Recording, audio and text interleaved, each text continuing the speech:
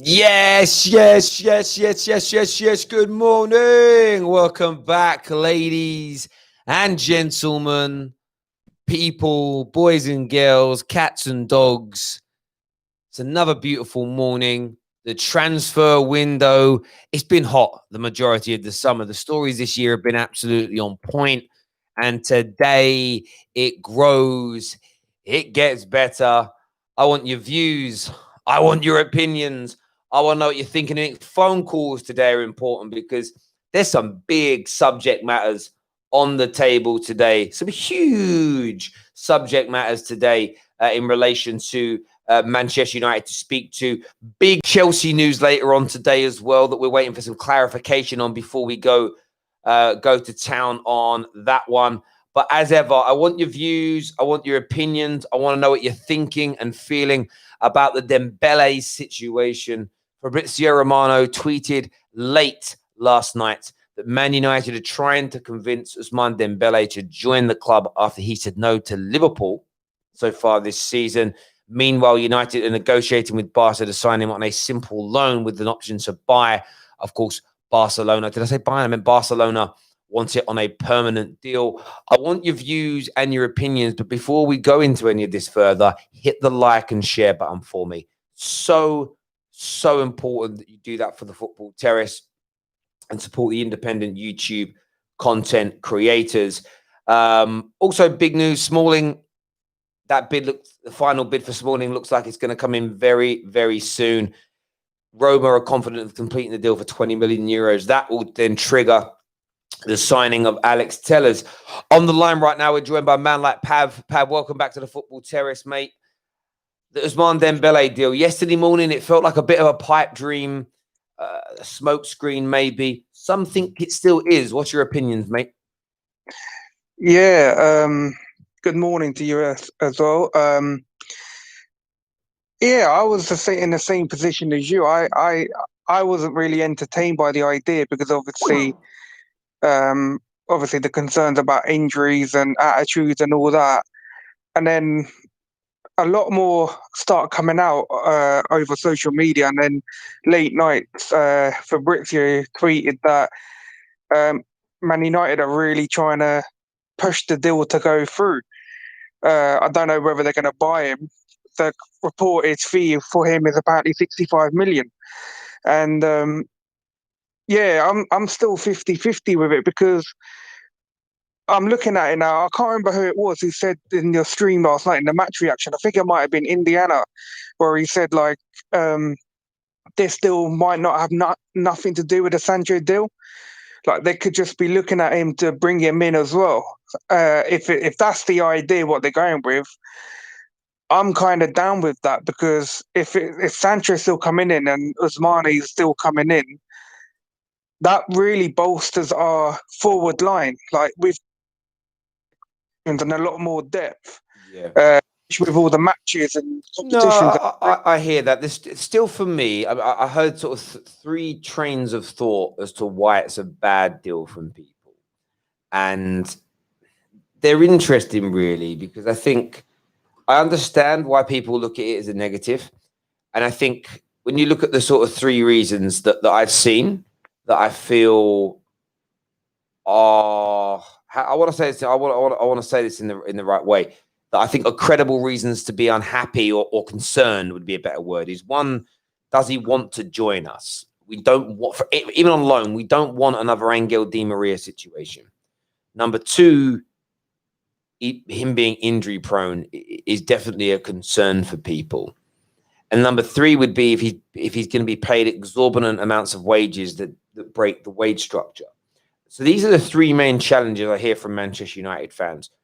The only one of them that concerns me is number two, is the injury-prone nature of the player. And the reason I say that is because I don't believe Ollie would sanction the signing of a player who has no real interest in signing for us and who's going to come in and damage and break the wage structure that he has worked tirelessly towards fixing. Now, whether this is a replacement for Sancho, whether this is someone we're looking to buy at the same time, I'm not going to personally speculate on that because I just don't know. Would I be happy with Dembele? I'll be honest with you. 1 minute I'm like, yeah, I'm excited because I know how talented the guy is. When you look at him statistically, he creates as many chances per game as Jadon Sancho. He scores in 35% of games. He assists in 30% of matches. His dribble success rate is 50%. Progressive runs of 3.3 per game. Through ball success rate of around 35%. He's a very talented player. However, the only concern I really have are those injuries. And if he spends 6 months of the season injured, it looks crazy. We've got Terry Tibbs, a man like Mo, on the line. Man like Mo, what do you make of this potential signing of Ousmane Dembele? I think it's his injury, like you just said now, his injury is what I'm concerned about. Do you know what I mean? Yeah. Yeah, so I really still prefer Sancho, to be honest. But if we get him, then I've got no choice. Anything is better than nothing, man. Considering the fact that we're only going to get Telles and a right winger. Yeah, what I found interesting on social media is I put a tweet out last night and just said, I think we have to remember that Jurgen Klopp wanted him.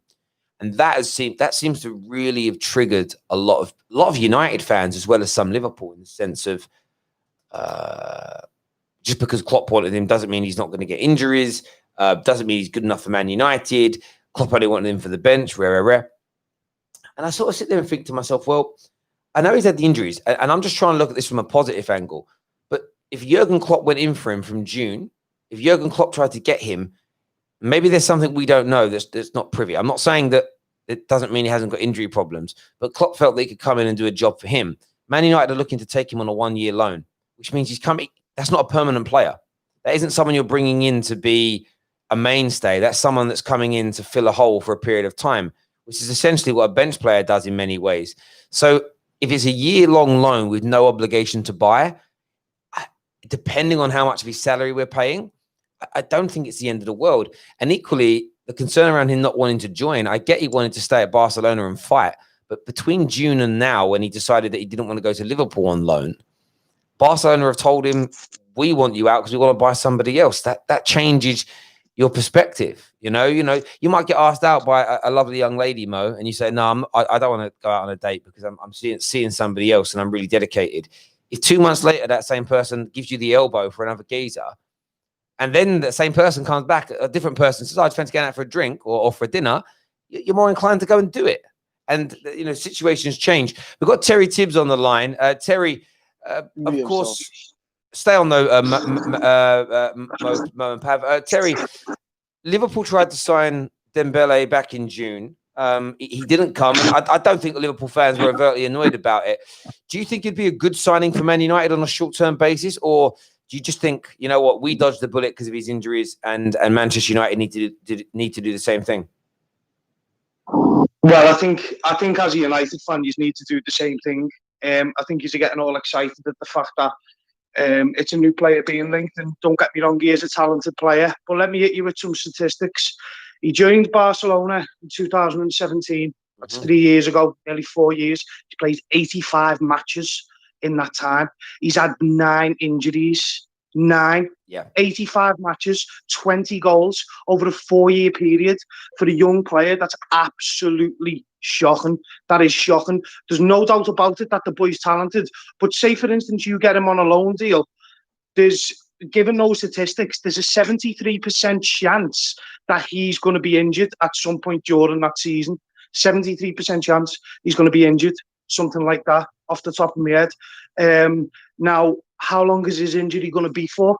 Is he going to be out for 3 weeks? Is he going to be out for 3 months?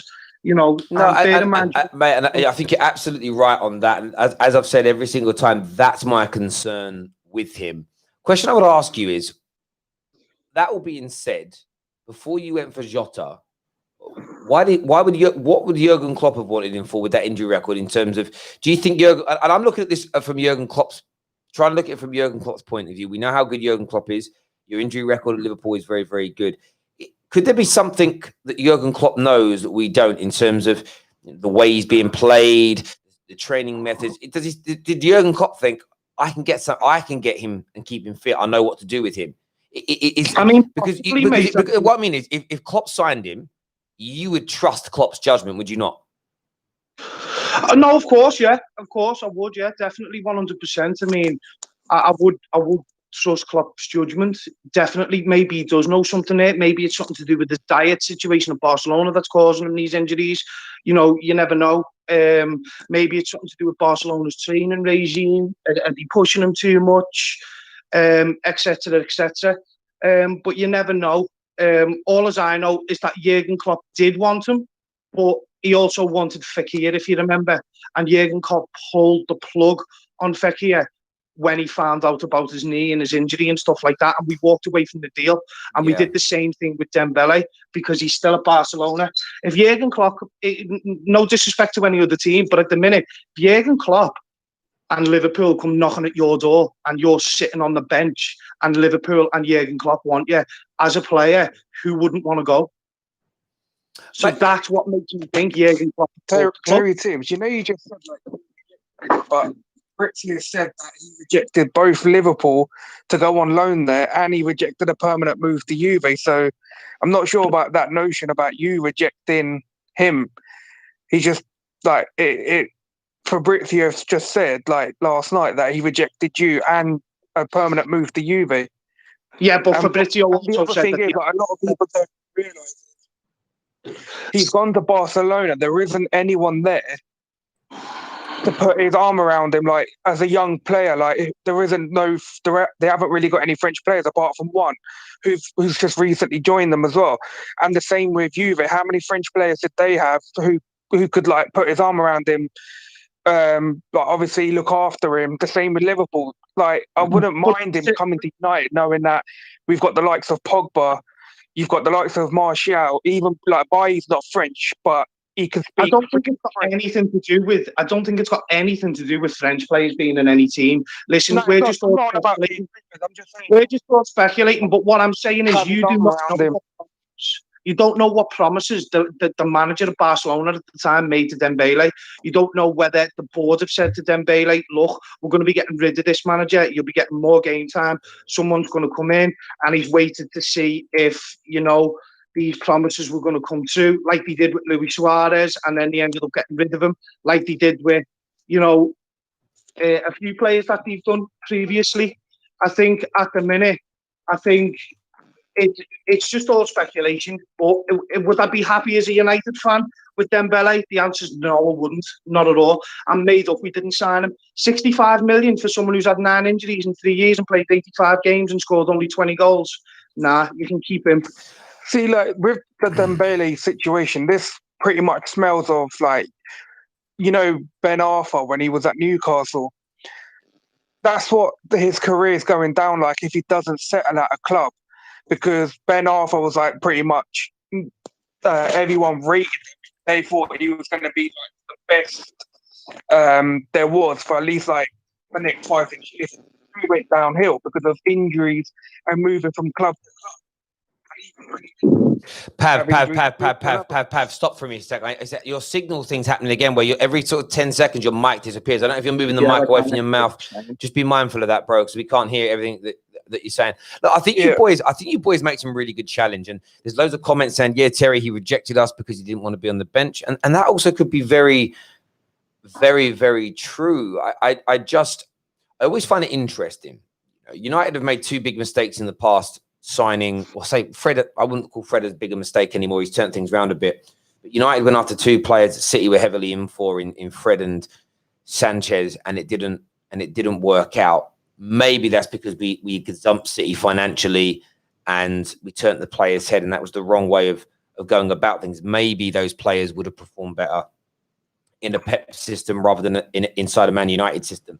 I'm not disagreeing. I'm not, one sec, mate. I'm not disagreeing with anybody that this is a hugely risky move from Manchester United, if indeed it's an alternative to Jadon Sancho.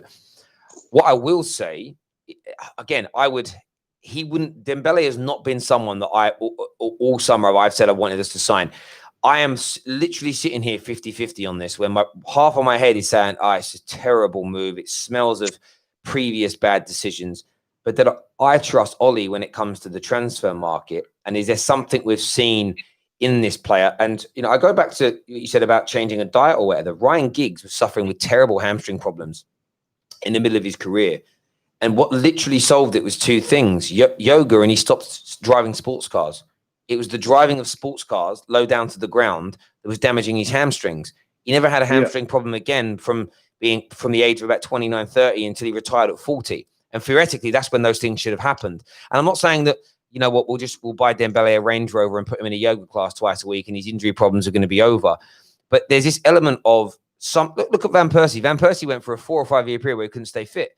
And then something clicked and changed. And for the remainder of his career, he was pretty good. Do you get what I mean? It's almost that's all. And I'm not saying United have discovered that. I'm saying, does Jurgen Klopp know something that's going to solve things? And if so, it's because if you can get, the point is, if you can get 30 games, 35 games, even in all competitions out of Dembele a season, that would be better for Man United than the 30 games that you get out of Lingard, Pereira, and or Dan James. And for a short-term fix and then going in for Sancho again next summer, it may not be the end of the world.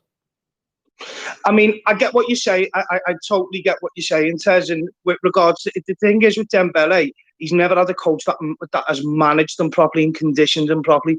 Dembele is an explosive player because he's so fast. We've seen it over the years with really rapid players, Michael Owen, Daniel Sturridge, you know, just two examples who were really quick players, and they suffered with were injured all the time. And Dembele from an early age hasn't been conditioned properly, and as he's got to the age that he's at now, because he's an explosive player and he runs and runs and runs and runs, he's now suffering with all these injuries because he's never been able to sort of, you know, maybe be conditioned properly by coaches or sports scientists or anything like that. I just think it's too big of a risk for Man United. For 65 million, Tez, it's far too big of a risk. Well, but this is the thing. But it's not 65 million. This is United, and this is why I trust the injury element. I am not even going to try and dispute. I'm massively concerned with the other two areas: the cost and attitude, and does the player really want to join? I trust Man United are not going to sign him on a permanent deal, in my humble opinion. It will be a loan with a non-compulsory purchase option at the end of it. So the risk will be we'll pay some salary for this year, and at the end of it, if we don't want him, there's no risk. I do not think we would commit, and that's why I'm a bit more trusting of deals under Ollie, because we don't put ourselves in that vulnerable line. Having said that, a few moments ago, Guillaume Balaguer has spoken. Now, I know people Guillaume Balaguer is very hit and miss with what he comes out with, but he has said that Barcelona believe that reports of Man United wanting Dembele on loan work to add pressure on the Jadon Sancho deal and Dortmund, their ultimate target. And that's also the other side to this. Everyone's now talking about Dembele. A big part of that could be to get Dortmund sitting again. Oh, actually, if you're going to take the money away, maybe we are interested. And that's a beauty. It's what I love about the transfer window. These things are up and down. Man like Mo, you still there? You are. Mo, I'm there. Do you think this could all just be, and I'll use the very cliched phrase, a smokescreen? Do you know what? Yeah, I'm. A lot of people.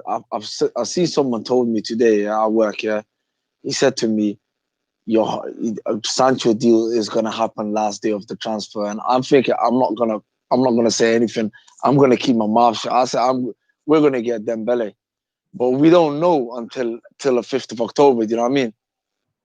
So I really, really hope we do get Sancho, but I don't want Dembele just because of the fact that he had, like Terry's just said, he had 9 injuries or whatever, 9.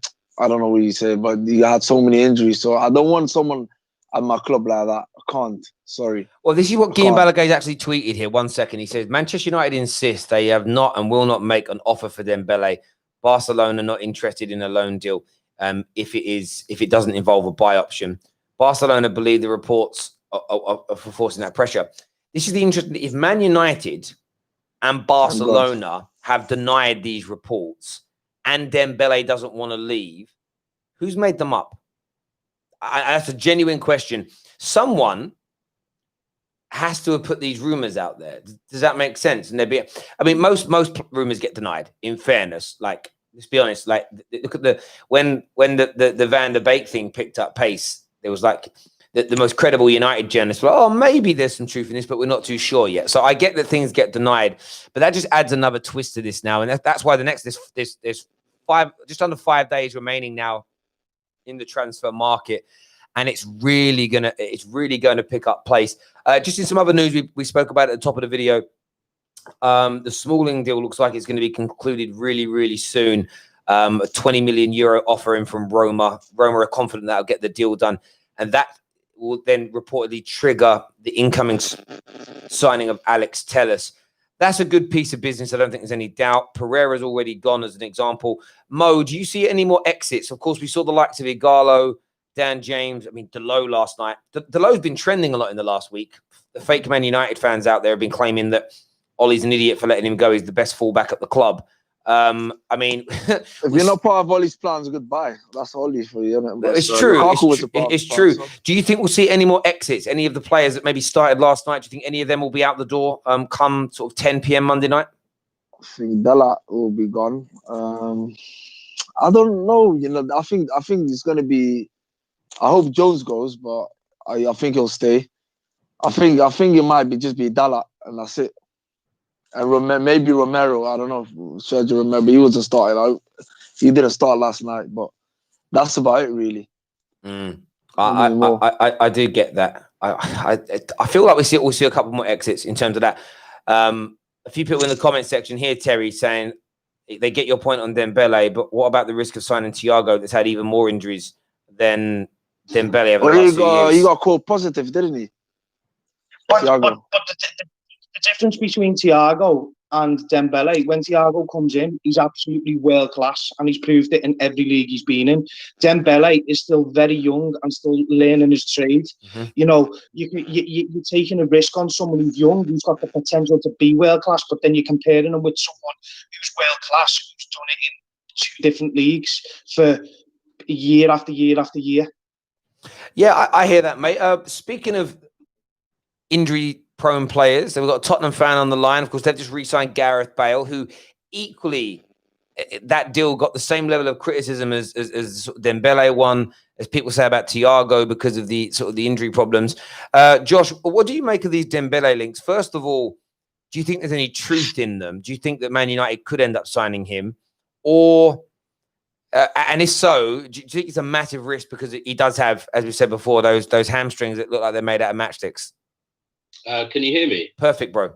Yeah. Yeah. So there's 2 sides to this. Number one, I kind of side with what you said. What's his name? Baleg. You know, Guillem Baleg. I do think this is probably just to do with the Sancho deal. I don't think that. I really just can't see that you lot have, been looking at Dembele in the background this whole summer, and this is like kind of your second choice. I don't see it. But as far as the injuries go and everything like that, there's a lot of flip-flopping going. Not you personally. This isn't an attack on you, but Man United fans as a whole, a lot of them turned around to Spurs and were like, "Oh, we didn't want Bale anyway because he's injury prone and blah blah blah, whatever." But when you look at Dembele, is a similar, sometimes even worse injury record, and now a lot of them are happy to get him. So I think on a loan, you can't really go wrong, to be honest with you. But I do think this is, if it's true, which I don't think it is, I think it's just to hurry up the Sancho deal. But if it is true, I think it's a panic buy. It's a panic buy, but because it's a loan, you can't lose. Do you know what I mean? Well, do you know what? It's interesting because, again, in years gone by, I agree with 95% of what you said. The flip-flopping is absolutely true. In fairness, with me personally, I said the same thing about Bale as I said about Dembele. If it's a loan with an option to buy at the end of it, I'd be happy, because sometimes you just get this in life where you guys could find that Bale barely gets injured. Maybe just life in England, the way Jose trains suits his body. And I'm just throwing it out there as an example. And then you've got the option at the end of it. I said all along, the only thing that put me off Bale was the transfer fee and the big salary, and it being like a 3-year deal when you barely see him play. And I will not deny that I feel the same about Dembele. And I even said the same thing when United were linked to Thiago. The only element in the back of my mind that worries me is the body holding up. And that's because United, my club, have had bad injury problems, what feels like a decade now. When we've, Chris, towards the end of their careers, Rio and Vidic were out a lot. Chris Smalling and Jones we just always had injuries. And I don't want to, this is part of me, I don't want to add another a player on a 4-year contract who's going to miss half of it. Like, I don't want to do that. So these loan deals, sort of the try before you buy type things, they do mitigate that risk. But as I say, my head, I do flip flop on the overall thing. Sometimes I get excited about this news around Dembele, and then other times I think, it's a difficult one. What I do trust is Ollie when it comes to the transfer market, and he didn't do it last year. He didn't do it in January. He hasn't done it earlier on this summer when it comes to players like Reguilon, when we know we want a left back. We haven't succumbed to the pressure and signed bad deals. We didn't succumb to the pressure of the Haaland deal with his ridiculous buyout clause that he wanted. We've always pushed back on it. I think Ollie understands, like real football fans, that Man United are on a long journey here. And this long journey to fix our club and get us back to the top isn't going to happen over a couple of seasons. I have the same standards as a lot of these impatient Man United fans. But the difference between them and I is that I understand it takes a while to get to this level. Liverpool under SFG to get to Champions League winning, Premier League winning level, the best part of a decade. Yeah. Even City to get to the level they were at to be able to bring in a Poch and be this dominant took them just under 10 years of growing and developing the culture of the club, the status of the club, and developing the mentality that they want to be winners. They've been winning titles for years, but if they'd have bought Pep in 7 years ago, 8 years ago, they'd have won things, but I don't think they would have had the same success that they had now. Remember, all those years ago, people didn't know Man City existed. Still, they were like, "Oh, I didn't know there's another club." Like, for me, that isn't the right. You need to build on that environment. You need to become a successful club before I think you can bring someone of Poch's level in. That's my opinion. The one thing I will say to that though, like as far as like Ollie, you're right. He hasn't like succumbed to the pressure or made silly deals or anything like that. In fact, most of your deals have been good. You could even argue. I know Dan James gets a lot of grief, but he had a good record for his first season. Like, do you know what I mean? Well, it's a low risk deal. 15 million. One thing I will say quickly is that there's never been pressure on Ollie like this. Like, as in, I've never seen, even during the 7 years, even when Mourinho was there and he just signed Fred, he didn't have Gary Neville coming out and lambasting the board saying that they're not signing enough players. But where I disagree with you on that, Josh, is I think the pressure's gone in the other direction. I think forget Ollie's haters. Because Ollie's haters, if Ollie, the people that hate Ollie, the Ollie out mob, if it got announced yesterday that it was Ole Gunnar Solskjaer that invented chemotherapy, his haters wouldn't say thank you for curing cancer or helping to cure cancer. They would have a go at him for making people bald. Like that's how those people see things. So their opinion is worth less than minus to me. Because there's no balance to it. When I see if Ollie doesn't get backed by the ball, or if they fail in transfer negotiations, that makes me support Ollie more, because it's not his fault that he's in that position. If that makes sense, it's down to the people haven't done their jobs correctly, as an example. But there's a long-term plan here. It was a medium to long-term plan here, and we need to stay focused on that. And we don't want to go, of course, I don't want to panic buy Dembele, but I trust if we bring him in, that Ollie has said, well, we knew that was a plan B option for us, and we were happy with it all along. It's part of us. It's part of what we were here to do. The same as Liverpool. Liverpool trust what SFG and Klopp do because they've built up good succession rate when it comes to their signings. This summer, it does look like a couple of their key targets for backup players went elsewhere. They went after young Jamal Lewis. They went after Dembele himself, and those deals couldn't come off. They ended up with Jota, and they ended up with Tsimikas, who, by the way, are brilliant. And there's no issue in that. But Liverpool fans trust that. If Man United went for a couple of players and ended up with our second choice options, because of our history since Fergie, it's looked at as we haggled and haggled and haggled, we failed, and we panic bought. And I'm not saying that that's a wrong belief to have at this stage. What I'm going to do as a Man United fan is wait to see FSG. Sorry, I might have said it the wrong way around. So some people are correcting me in the comments. I'm just going to wait to see how these signings turn out. And by the way, even signing Jadon Sancho, I'm not going to overreact to that signing in the same way that I did when Pogba signed, because that bit me on the backside. So I'm going to go great, really happy with the signing. Let's see if it comes to this. Let's see if it comes to fruition, and if we get the outputs from him that the quality of the player suggests we may, because, you know, once bitten, twice shy. You know, it's, you know, fool me once, shame on you. Fool me twice, shame on me. I've been fooled about 10 times by Man United now, pre Ole Gunnar Solskjaer, and he's the only manager for me that has had resounding success with these signings. And no manager has 100% success rate. It's impossible. And even, as you mentioned, the Dan James and Igalos that haven't really kicked on. You know, Igalo did for us what we needed him to do. He was a fourth choice striker that's plugged a few holes. He's done an okay job. We now need better. The one deal that's gone a bit quiet in the last 24 hours, I do think can happen, regardless of the Dembele or the Sancho deal, is the potential loan move for Jovic. That's one I'd love to see happen, because, again, there's little risk because it's a 1-year loan with an option to buy at the end of it. But there's a super talent in there who he did not deliver because he had an injury problem. It was, for other reasons. Dinesh here in the comments says FSG as well. Sorry, FSG as well. They got the right manager at the right time, like Kenny Dalglish. He got the fans together after Roy Hodgson got sacked. Yeah, listen, exactly. And you could. My view is this: Liverpool couldn't have gone from Roy Hodgson to Jurgen Klopp and had the success they had at that time. It's a process to me, and you had to build. I think because FSG, I keep saying it wrong. Sorry, my dyslexic brain's got stuck in there now. They made mistakes in the beginning. Like quite a few of the early signings weren't very good, managerial appointments, etc. But you build, and I feel like Liverpool built and learned from that. By the time Klopp came in, they'd got their ducks in a row. They'd ironed out any of the creases remaining, and they moved forward. And that's why I've said to people, I don't think it's the right time for Ole to leave. I stand by the fact that he may not be good enough to win a title. And people say, "Oh, you're just settling for mediocrity." I'm not. I feel that if we bring in an elite level manager now, the structure behind it isn't where it needs to be, and you risk it crumbling again. And if it crumbles, we go back to where we were before, and it's a waste of time. Football fans have got to remember this. I said it yesterday, say it again. We're not in the final season of Sopranos or Game of Thrones, where you need all your loose ends tied off this year. United are here for the next 50, 60 years.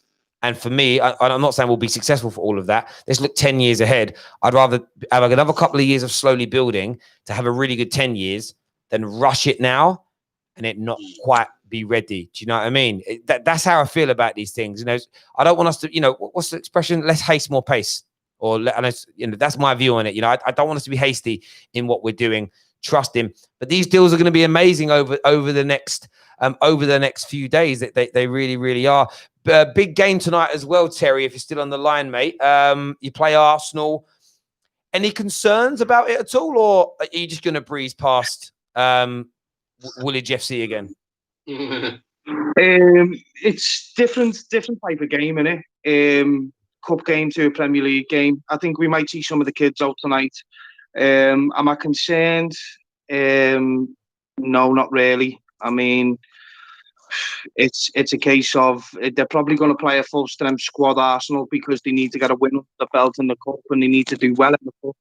Because Arteta needs silverware, and I think we'll end up playing some of the kids. To be honest with you, Terry, I'm not too bothered if we go out. To be honest, as long as we retain the title, mate. I honestly, I'm not bothered. And to answer the comments earlier, I've just had a look at the statistics there. Since 2017, Thiago's played 156 games. Dembele's played 85. So there's no comparison. Yeah, no, I get that. I get that.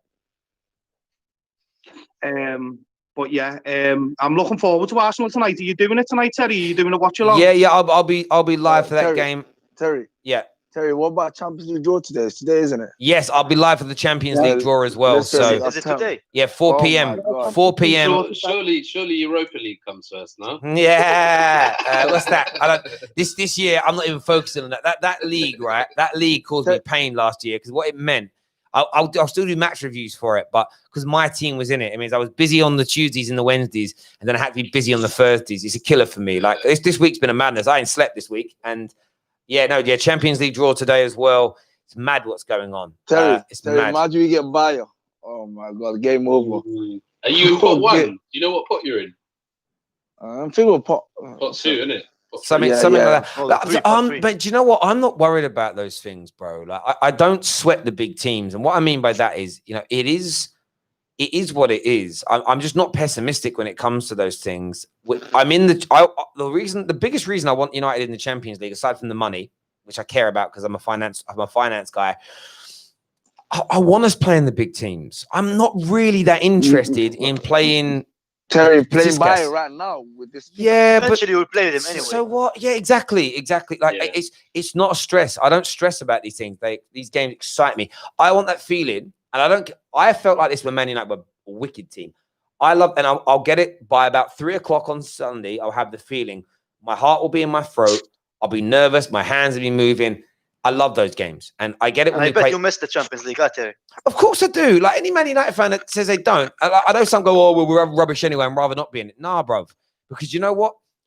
I know it's not the be all and end all. It's the music, isn't it? Yeah, but it's not even. That's the side dish, bro. That's macaroni and cheese on the side, a bit of garlic bread. For me, when you're playing that game against PSG. It's a madness. When I watched Spurs, the way they knocked out Ajax, the way I watched Liverpool come back against Barcelona last year, what Leon did to Man City, these moments are beautiful. And I love Rashford's attitude that he doesn't even care about that last minute winner anymore because they went out the competition. I get that. But from fans' points of view, Champions League creates like lasting memories. Nighttime football is something special. I want to be in this tournament, and I don't care when we play the big teams. I want to play the big teams. And this kind of weird notion, we'll get slapped up, Do you know a little thing that I learned this morning about Manchester United? We're now unbeaten. People say things like, there's no progression. There's no progression under Ollie. No progression.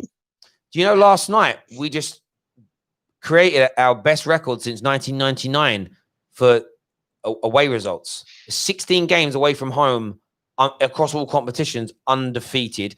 And there's only a couple, and I think there's only like one draw in that as well. It's the best run since the treble team in 1999. That doesn't mean we're going to win the league. Doesn't mean we're back. But we know when people say things like there's been no improvement. That's a 21-year record that Ollie has just broke for 16 games. We just won 3 away games on the bounce, which we haven't done in a long time as well. So for me, this kind of, we're going to get slapped up by all the good teams. I'm just sort of like, part of the bus. That'll be all right. But you're back in the Champions League. But there's nothing wrong with that. Go back. Young Man United fans, go back, buy a DVD or download the video and go back and watch some really successful years in the Champions League under Ollie. And I'm not just talking under Fergie, not 99 and 2008 specifically, but other years where we made quarters and semis and finals. You watch what we did under Fergie, against the big teams away from home. We shut up shop. We were tight. We were compact, and we played counter-attack football. The amount of you can count on one hand the amount of times we went to a big club away from home under Fergie and had more possession, outplayed them, and battered them from pillar to post. Very rarely happened. We went away. We were pragmatic. We were compact, and we played on the counter. It's very strange that now we try and go, United is surrendering their traditions. Surrendering their traditions, it's not fair, bruv. You were in your dad's ballsack when Man United were winning Champions Leagues before. You don't even understand. Do your history in your own football club. That's how we did it. So I'm not worried. Let's park the bus against Bayern Munich. Cool. The sharp shot. It's be hard to break down. And let's send Rashi, Greenwood, Martial, maybe Sancho on the counter-attack. Like, I'm cool with that. I'm not worried about it. People on the counter-attack is dangerous. No. If you watch the games with him. Who? Dembele. Yeah, he is. He's quick, man. You should see the goal he scored against us. That's the other thing I was going to say, Terry. I totally agree with you on the. He's a baller, man. And on a loan, they have nothing to lose. Yeah, no, it's true. It's true. But you see, on the facing big teams in the Champions League, when I first because obviously as a Spurs fan, you're not used to the Champions League. Like we just had a little run in it under Harry Redknapp. But when I first came back into it with Poch, I was like, I want to avoid the big teams or whatever. But then you realise that it's not the Champions League unless you're facing the big teams. Like results against Real Madrid, coming back from 2-0 down against Juventus, going to the new Barcelona and getting a result. Like that is what built Poch's Tottenham. Exactly, bro. And how did you, and as a Spurs fan, I remember watching your game. I swear you beat Real Madrid at the Bernabeu. Or did you draw with them? We ended up drawing that game. Yeah, okay, and then you beat them at White Hart Lane. I watched that game, and I'm not a Spurs fan, but my dad is. So I wouldn't say I have a soft spot for them, but clearly I have a soft spot for my dad. I always get when Spurs do something brilliant, I always feel good because I know my dad's going to be happy. Does that make sense? And like, it was a beautiful thing to see. Those nights mean a lot more than a 3-0 victory against Olympiacos. And that's a good result, but that's what you want. You want those moments. Plus, go back to Man United's 2 most successful years in my lifetime in the Champions League. Bruv, look, we had a group in 99 that had Barca and Bayern in it. Look who we played in every knockout round. They were superb teams. Go back to 2008. Our group had some tough teams in it. As an example, we had some really tough teams in our group. And then look who we played in the knockouts. It was Inter. I think we played Inter. We played Barca. There's another top team we played as well, and I forget who they are now. I shouldn't have done, but I have. It was hard teams throughout. Sometimes that's what you need to be champions. I think if you get like 2 or 3 rounds where you're playing cannon fodder, it can lower your expectations. But listen, man, I'm not worried about it at all. I'm not scared of it. I'm nervous because I don't want to lose. But it is what it is, man. It is what it is. And the Champions League is a very interesting competition because as long as you get out of the group stages, they're almost irrelevant. It's the form you're in come February, March, April that really counts. Look at Liverpool last season. Liverpool hit their only. Go on, mate. That's the beauty of the beauty of the cup game, the Champions League. Any cup game, doesn't matter about your league form. It doesn't matter what you're doing in the league. When you go to a game in the Champions League or the cup game, it's anyone's game to win. It's anyone's. It doesn't matter about form. I remember last season we were in great form in the league, and we went to Atletico and we played well at Atletico, but we got beat. Do you know what I mean? We were playing well in the league again. We came home to Anfield, and I thought we were going to smash Atletico, and we got smashed. Do you know what I mean? So league form doesn't matter. That's the beauty of the Champions League and the cup games. It's anyone's game to win, and I love it. Love the cup competitions. Yeah, no, I agree with you completely. I think that as you say, I just don't sweat it. Like I'm nervous about playing Tottenham this weekend, but I'm nervous about the result not coming up. But that makes me support my team more. I don't know what it is, whether it's people's football upbringing, whether it's how they've been taught about the game. Maybe it's, a kind of the younger generation in schools now, everyone gets a gold medal, even if they come last. Maybe there's this element of people haven't really got the stomach, especially for being underdogs anymore. Like, I love being an underdog. I love everyone writing us off because if it goes wrong and you don't win, well, we weren't expected to. And if we do win, it's like a thumb in the eye to everybody else. I love that feeling. And listen, can we win the Champions League? It's unlikely. In FIFA, but it can happen. No, if Spurs could get to the Champions League final with Sissoko and Winks in midfield, I'm telling you that with a front three and Bruno. This is the thing, man. Who knows? So you never know. No disrespect to any Chelsea fans or Tottenham fans or Arsenal fans, but there's 2 teams in England who are absolute European royalty, and that's Manchester United and Liverpool. So as far as Man United go, they've got a love-hate relationship with the competition, like we have.